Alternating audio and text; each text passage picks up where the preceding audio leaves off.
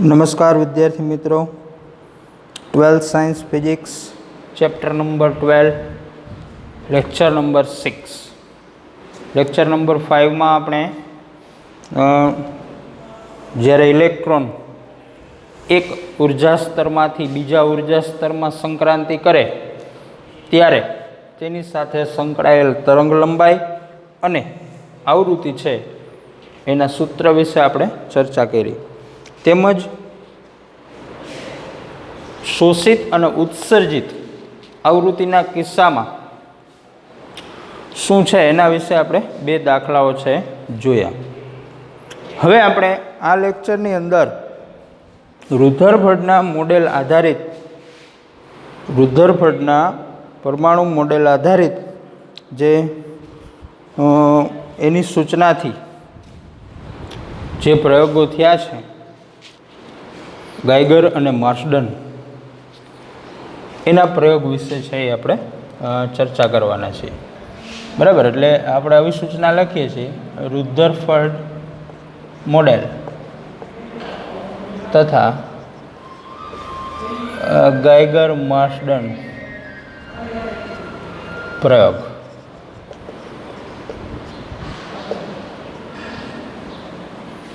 રુધરફર્ડનું જે મોડેલ હતું આપણે કીધું હતું કે ભાઈ સમગ્ર ધન વિદ્યુત ભાર અને લગભગ બધું જ દળ પરમાણુ છે એનું કેન્દ્ર પર પ્રસ્થાપિત થયેલું છે અને ઇલેક્ટ્રોન છે એ સૂર્યની આસપાસ જેમ ગ્રહો પરિભ્રમણ કરે છે એ રીતના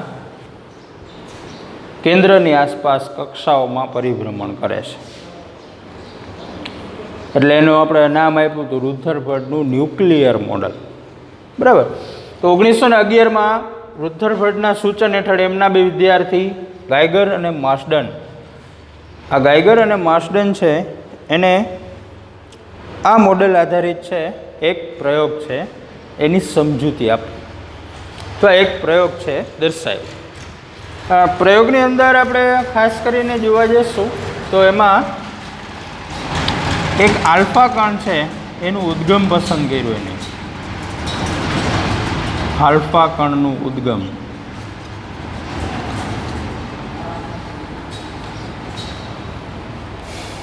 એનો મારો છે એ સોનાના પાતળા વરખ પર ચલાવવાનો છે. એના આધારે આલ્ફા કણનું કઈ દિશામાં પ્રકિરણ જોવા મળે છે એ સમજાવવા માટે અહીંયા પ્રયોગ છે દર્શાવેલો છે. આલ્ફા કણના ઉદ્ગમ તરીકે બિસ્મથ ધાતુની પસંદગી કરવામાં આવી. આપણે આના પછીના ચેપ્ટરની અંદર એટલે કે ન્યુક્લિયસની અંદર બિસ્મથ છે એ શા માટે આલ્ફા કણ આપે છે એની આપણે વિગતે રેડિયો એક્ટિવિટીની ઘટનાની અંદર આપણે અભ્યાસ કરીશું. અહીંયા માત્ર એનું નામ યાદ રાખીશું કે ગાયગર માર્સડનના પ્રયોગમાં આપણે 1 માર્ક્સની અંદર માની લો કે પ્રશ્ન પૂછાણો કે ગાયગર માર્સડનના પ્રયોગમાં આલ્ફા કણનું ઉદ્ગમ સ્થાન અથવા આલ્ફા કણનો સ્ત્રોત નીચેનામાંથી કયો પસંદ કરવામાં આવે, તો એના માટે આપણે યાદ શું રાખશું? બિસ્મથ. 83મા નંબરનું તત્વ છે આવર્ત કોષ્ટકની અંદર બિસ્મથ છે એને આલ્ફા કણના ઉદ્ગમ સ્થાન તરીકે પસંદગી કરવામાં આવી. હવે એની અંદરથી જે આલ્ફા કણો છે એની કિરણાવલી જે પસાર થાય છે એને એક કિરણપુંજમાં ફેરવવા માટે સીસાના બ્લોક છે એ ગોઠવવામાં આવ્યા. આ રીતના, કારણ કે અહીંથી જે બધી જ દિશાઓમાં આલ્ફા કણ હોય એને એક જ કિરણાવલીની અંદર રૂપાંતરણ કરવા માટે સીસાના બ્લોક્સ મૂકેલા છે. સીસુ શા માટે પસંદ કરવામાં આવ્યું? તો કે સીસુ છે એ આલ્ફા કણ છે એનું પરાવર્તનય નથી કરતું, શોષણય નથી કરતું અને પ્રકિરણય નથી કરતું. માત્ર શું કરે છે તો કે એને એક કિરણાવલીની અંદર રૂપાંતરણ કરે છે. જે જુદી જુદી દિશાઓમાં આલ્ફા કણ વિખેરાયેલા છે બિસ્મથમાંથી ઉદ્ગમમાંથી જે આલ્ફા કણો આપણે મળ્યા એ જુદી જુદી દિશાઓમાં વિખેરાયેલા છે અને એક જ કિરણાવલીમાં રૂપાંતરણ કરવા માટે સીસાના બ્લોક પસંદ કરવામાં આવ્યો. શા માટે સીસુ જ પસંદ કરવામાં આવ્યું? તો કે એમાંથી સીસુ એક પણ આલ્ફા કણનું શોષણ કરતું નથી. હવે એક કિરણાવલીમાં રૂપાંતરણ થઈ ગયું, એ કિરણ છે એ સોનાના વરખ પાસે પહોંચે છે, ત્યારે એનું પ્રકિરણ નોંધવા માટે ઝિંક સલ્ફાઇડની સ્ક્રીન પસંદ કરવામાં આવી, ZnS. ઝિંક સલ્ફાઇડની સ્ક્રીન પસંદ કરવામાં આવી ને એના ઉપર એક માઇક્રોસ્કોપ ડિટેક્ટર તરીકે મૂકવામાં આવ્યું. ફરી શકે એવું, આખી સ્ક્રીન ઉપર આ માઇક્રોસ્કોપ છે એ આવી રીતના ફરી શકે એવું ડિટેક્ટર છે, એટલે કે માઇક્રોસ્કોપની અંદરથી આપણે જોઈશું. હવે માની લો કે આલ્ફા કણ છે એ ધારો કે અહીંયા પહોંચ્યા સ્ક્રીન ઉપર પ્રકિરણ પામીને, તો અહીંયા ક્ષણિક એટલે કે થોડા સમય માટે પ્રકાશિત સ્પોટ ટપકું જોવા મળશે. એ ટપકું છે એ આ ડિટેક્ટરની મદદથી આપણે જોઈ શકીએ, માઇક્રોસ્કોપમાં એ ટપકું દેખાય. તો આવી રીતના અભ્યાસ કરવામાં આવ્યો તો નાના ખૂણા માટે સૌથી વધુ આલ્ફા કણો છે એનું પ્રકિરણ જોવા મળ્યું. સૌથી વધુ કયા ખૂણા માટે? નાના પ્રકિરણ કોણ માટે આલ્ફા કણોનું સૌથી વધુ. મોટા કણોનું પ્રકિરણ છે એ મોટા ખૂણા માટે પ્રકિરણ છે એ ખૂબ ઓછું જોવા મળ્યું.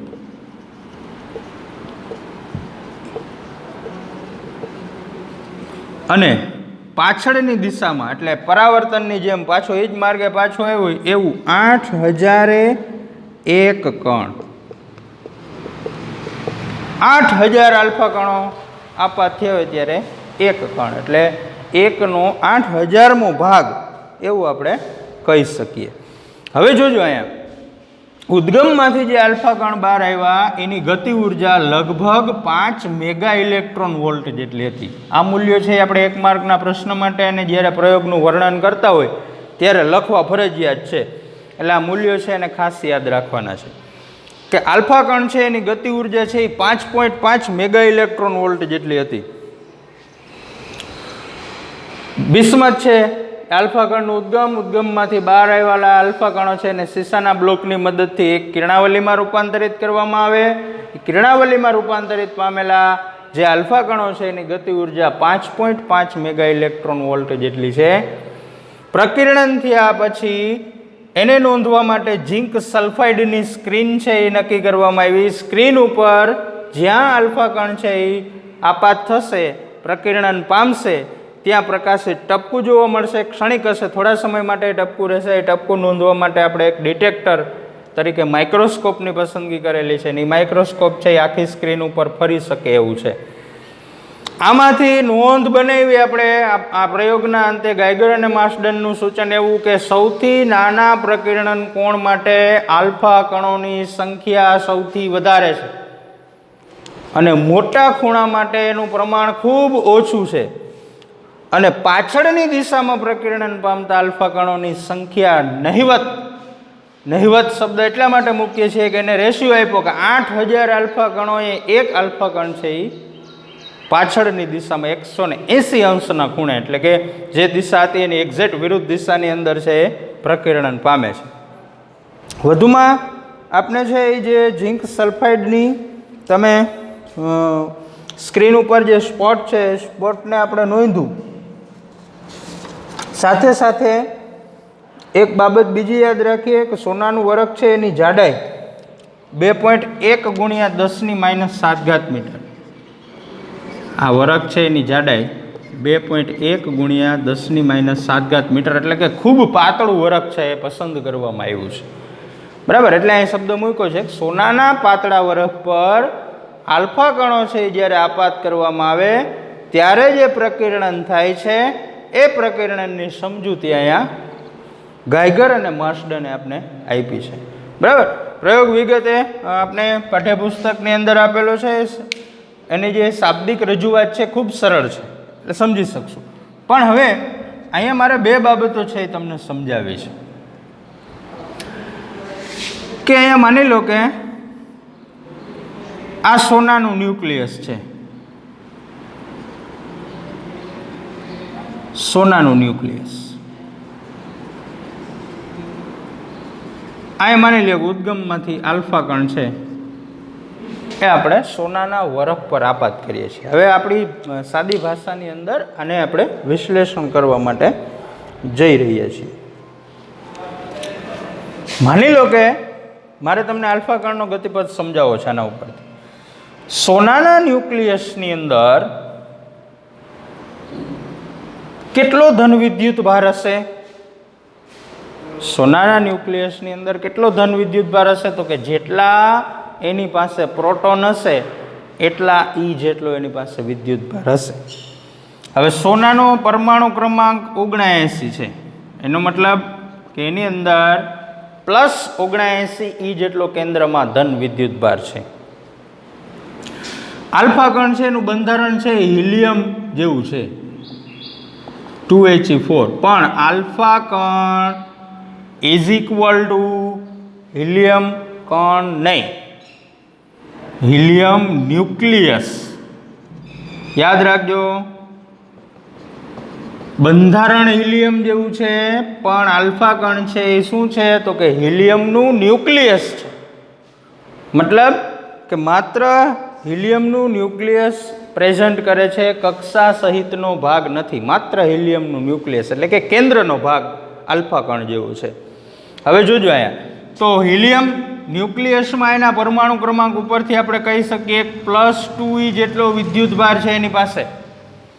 જ્યારે તમે આલ્ફા કણને સોનાના ન્યુક્લિયસ તરફ લઈ જાઓ છો ત્યારે ધન અને ધન વિદ્યુત ભાર વચ્ચે એટલે કે બે વિદ્યુત ભારો વચ્ચે કુલંબીય અપાકર્ષણ બળ લાગશે. કારણ બંને પાસે ધન વિદ્યુત ભાર છે. સમાન વિદ્યુત ભારો વચ્ચે અપાકર્ષણ, વિરુદ્ધ વિદ્યુત ભારો વચ્ચે આકર્ષણ. કુલંબીય અપાકર્ષણ બળ લાગશે એટલે અપાકર્ષણના કારણે આલ્ફા કણ છે સોનાના ન્યુક્લિયસને ભેદી શકશે નહીં. અથવા બીજા શબ્દોમાં મારે કહેવું હોય તો સોનાના ન્યુક્લિયસ સુધી પહોંચી શકશે નહીં. તો શું થશે? તો કે જેવું આ ક્ષેત્રની શરૂઆત થશે એ માર્ગથી આલ્ફા કણ પોતાનો માર્ગ બદલાવશે. સેમ જેવું નજીક જવાનો પ્રયત્ન કરશે ત્યાંથી પોતાનો માર્ગ છે એ બદલાવશે. સોનાનું ન્યુક્લિયસ છે એની પાસે સરખામણી કરવા જાઓ તો હિલિયમના ન્યુક્લિયસ એટલે કે આલ્ફા કણની સરખામણીએ 40 ગણો વધારે વિદ્યુત ભાર છે. આની પાસે 2 છે, આની 79 છે. 80 ગણીએ તો 40 ગણો વધારે વિદ્યુત ભાર છે. હવે બીજી રીતે હું સરખામણી કરવા જાઉં, કદાચ હું વિદ્યુત ભારને ભૂલી જાઉં, વિદ્યુત ભારને હું ભૂલી જાઉં, દળના આધારે હું સરખામણી કરવા જાઉં. હવે સમજો કે જ્યારે ટ્રક અને સાયકલ એકબીજા સાથે અથડાય, સંઘાત અનુભવે, તો પછી વાંક બેમાંથી ગમે એનો હોય. ટ્રકનો વાંક હોય તો ભલે અને સાયકલનો વાંક હોય તો ભલે. નુકસાન કોને ભોગવવું પડે? તો કે જેનું દ્રવ્યમાન ઓછું છે એને. તો નુકસાન સાયકલમાં જ થશે, ટ્રકને કોઈ નુકસાન સાયકલની સરખામણીએ થશે નહીં. તો અહીંયા આલ્ફા કણ પાસે જેટલું દળ છે એટલે કે 4 પ્રોટોન જેટલું દળ છે, જેટલું દળ છે એના કરતાં 50 ગણું વધારે સોનાના ન્યુક્લિયસ પાસે દળ છે. એટલે દળની સરખામણીએ સોનાનું ન્યુક્લિયસ છે એ આલ્ફા કણ કરતાં ભારે છે. વિદ્યુત ભારની દ્રષ્ટિએ આલ્ફા કણ કરતાં સોનાના ન્યુક્લિયસનો વિદ્યુત ભાર 40 ગણો વધારે છે. તો માર્ગથી વિચલન અનુભવવાનો વારો છે કોનો છે? આલ્ફા કણનો. હવે સમજો કે જો ન્યુક્લિયસના વિદ્યુત ભારોને 2 મિનિટ માટે અવગણીએ આપણે કે નથી એવું સમજીએ, તો જે માર્ગ પર આલ્ફા કણ આપાત કરતા સીધો જ સોનાના ન્યુક્લિયસ સાથે અથડાત એ સંઘાત છે એને આપણે હેડ ઓન સંઘાતથી ઓળખશું. હેડ એટલે માથું, સીધે સીધો માથા પર ઘા, આપણે શબ્દોમાં કેવું. એ લાઈન છે એ હેડ ઓન સંઘાતવાળી લાઈન થઈ કે જે માર્ગ પર આલ્ફા કણ છે એ સીધો જ સોનાના ન્યુક્લિયસ સાથે અથડાત અથવા સંઘાત અનુભવત, એ જે માર્ગ છે એને એવા સંઘાતને આપણે હેડ ઓન સંઘાતથી ઓળખશું. હવે હેડ ઓન સંઘાતવાળી જે રેખા છે એને સમાંતર જેટલી રેખાઓ છે એ હેડ ઓન સંઘાતવાળી રેખાથી એનું અંતર, એટલે એને બી વડે દર્શાવશું, એને કહેશું ઇમ્પેક્ટ પેરામીટર. Impact parameter. તો જ્યારે હેડ ઓન સંઘાત ન થતો હોય ત્યારે આપણે શું નોંધવાનું? Impact parameter. જ્યારે હેડ ઓન સંઘાત થતો હોય ત્યારે શું નોંધવાનું? તો કે ત્યારે ઇમ્પેક્ટ પેરામીટર કેવું હોય? 0, કારણ કે મૂળ એ જ રેખા ઉપર આલ્ફા કણ ગતિ કરે છે. એટલે ગતિમાર્ગ અને હેડ ઓન સંઘાતવાળી લાઈન બે એક જ છે, એટલે બે વચ્ચેનું અંતર છે એ કેવું થાય? 0. એટલે ઇમ્પેક્ટ પેરામીટરની કિંમત કેવી હોય? 0. ત્યારે આપણે શું નોંધવાનું? તો કે લઘુત્તમ અંતર અથવા ન્યૂનતમ અંતર. કેમ ન્યૂનતમ અંતર? તો કે સોનાના ન્યુક્લિયસથી આલ્ફા કણ વધુમાં વધુ કેટલો નજીક ગયો?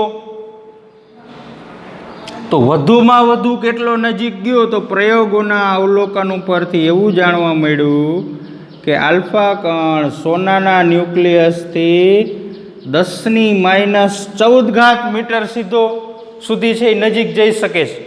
એના આધારે જો વિચારજો, ગાયગર અને માર્શડનના પ્રયોગના જે રુધરફર્ડના સૂચનના આધારે ન્યુક્લિયસની ત્રિજ્યાનો ખ્યાલ આવ્યો કે ન્યુક્લિયસની ત્રિજ્યા છે 10⁻14 મીટરના ક્રમની હોવી જોઈએ, જેથી કરીને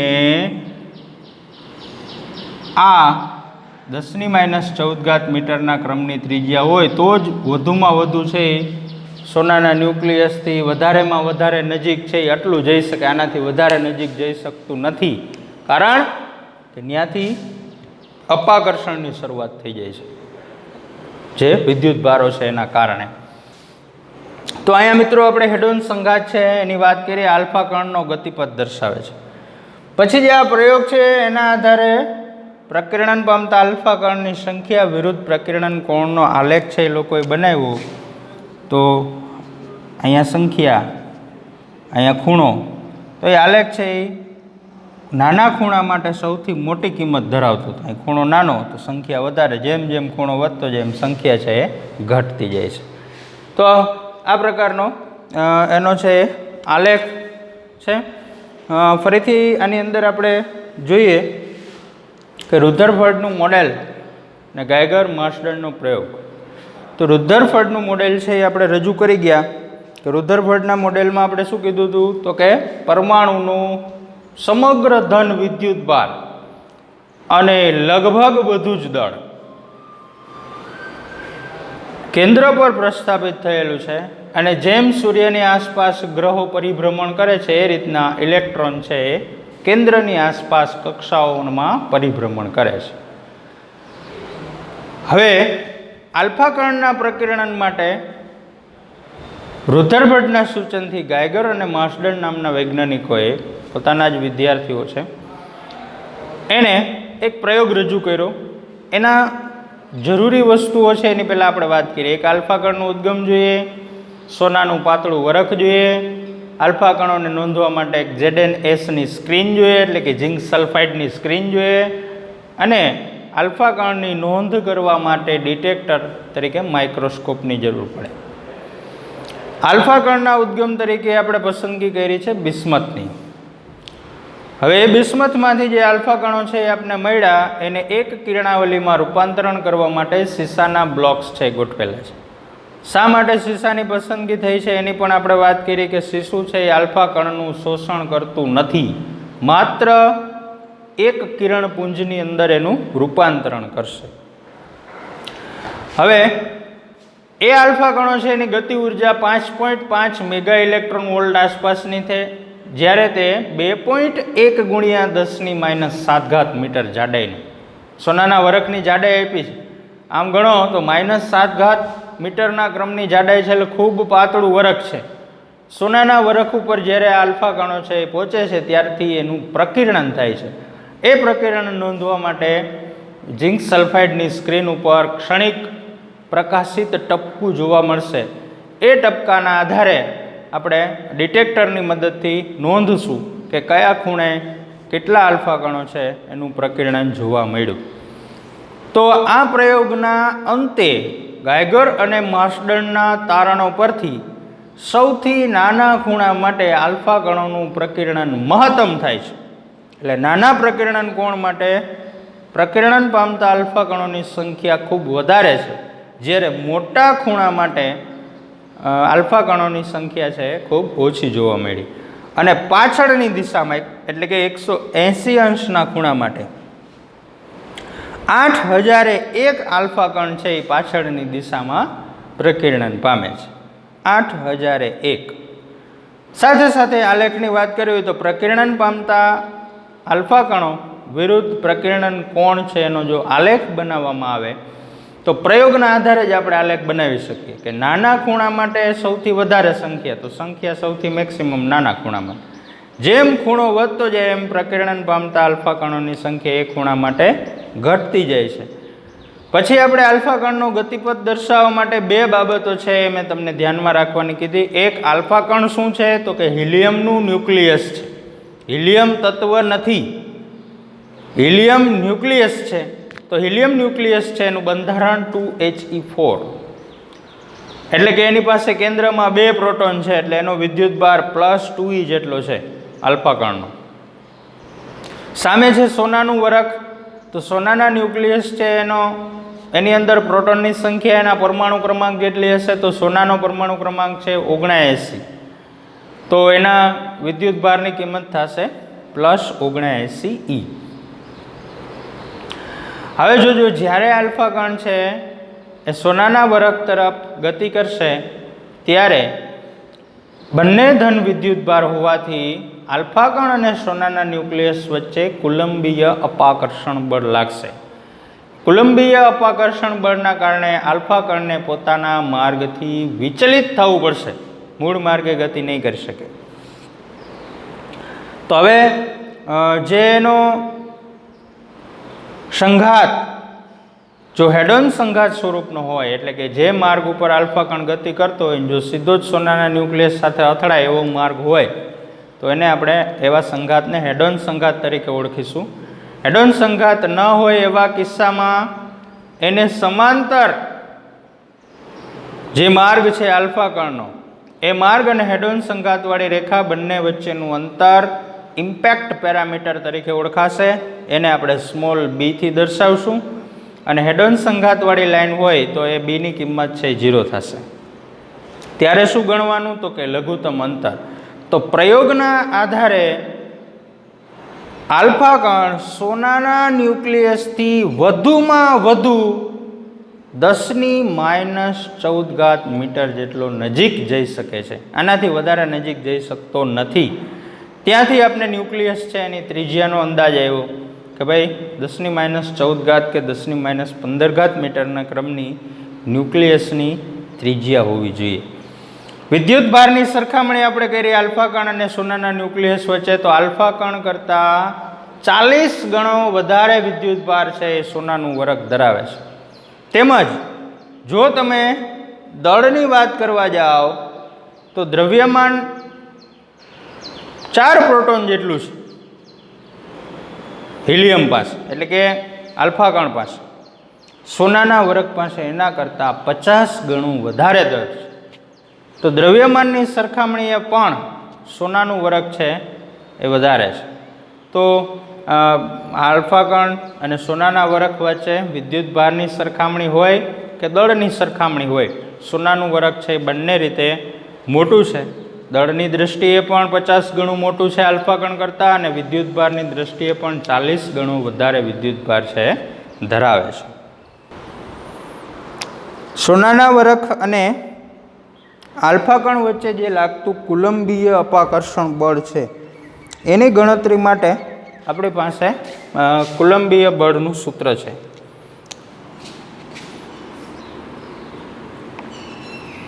આલ્ફા કણ અને સોનાના વરખ વચ્ચે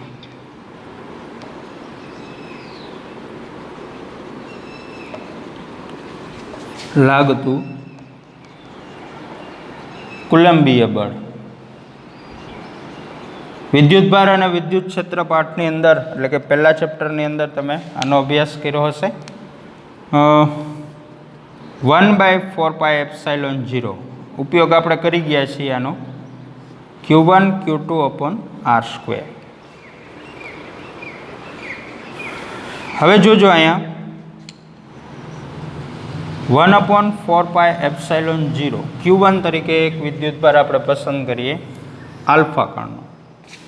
તો આલ્ફા કણનો વિદ્યુતભાર +2e. બીજા વિદ્યુતભાર તરીકે સોનાનું ન્યુક્લિયસ આપણે પસંદ કરીએ તો +79e/r². અથવા અહીંયા આપણે જો એનો પરમાણુ ક્રમાંક ખ્યાલ ના હોય તો +Ze જેટલો પણ વિદ્યુતભાર લઈ શકાય. તો આ સૂત્ર કેવું બનત? 1/4πε0 +2e +Ze/r². બે વચ્ચેનું અંતર r હોય તો. હવે પ્લસ નિશાની છે એને તમે દૂર કરો એટલે 1/4πε0 2Ze². Ze into E means E²/r². અને જો 79 અરે બેનું ગુણાકાર કરીને કિંમત લખવી હોય તો પણ તમે લખી શકો. એટલે સોનાના વરખ અને આલ્ફા કણ વચ્ચે લાગતું કુલંબીય અપાકર્ષણ બળ ગણવા માટે કુલંબીય બળ છે એનો ઉલ્લેખ કરીએ છીએ. અહીંયા વિદ્યુતભાર અને વિદ્યુત ક્ષેત્રની અંદર જે કુલંબીય બળ આવ્યું છે એ જ કુલંબીય બળ છે, પણ અહીંયા માત્ર આપણે યાદગીરી માટે તમને કુલંબીય બળ છે એના સૂત્રના આધારે કઈ રીતના આપણે એનું બળ મેળવવું એની અહીંયા માત્ર આપણે સમજૂતી રજૂ કરેલ છે. તો મિત્રો આજે જે આપણે ગાયગર માર્સડનનો પ્રયોગ આલ્ફા કણનો ગતિપથ એનો જે અભ્યાસ કર્યો છે એ પાઠ્યપુસ્તક છે એની અંદર સરળ ભાષામાંની સમજૂતી આપેલી છે. જે વસ્તુ પ્રયોગ આધારિત સમજવાની છે એનું આપણે અહીંયા તમને બોર્ડ વર્ક પ્રેઝન્ટેશન રજૂ કર્યું છે. તો ટેક્સ્ટ બુકની મદદથી તમે આ મુદ્દાઓ છે બનાવી શકશો, જે આપણે સેટ નોટની અંદર નોંધ કરવાની છે અને જે મૂલ્યો છે આંકડાકીય એને યાદ રાખવા માટેનો પ્રયત્ન કરવાનો છે. એટલે હોમવર્કની અંદર પણ એક વખત આપણે આને ચિત્રાત્મક રજૂઆત સ્વરૂપે યાદ રાખવાનો છે પ્રયત્ન કરવાનો છે. Thank you.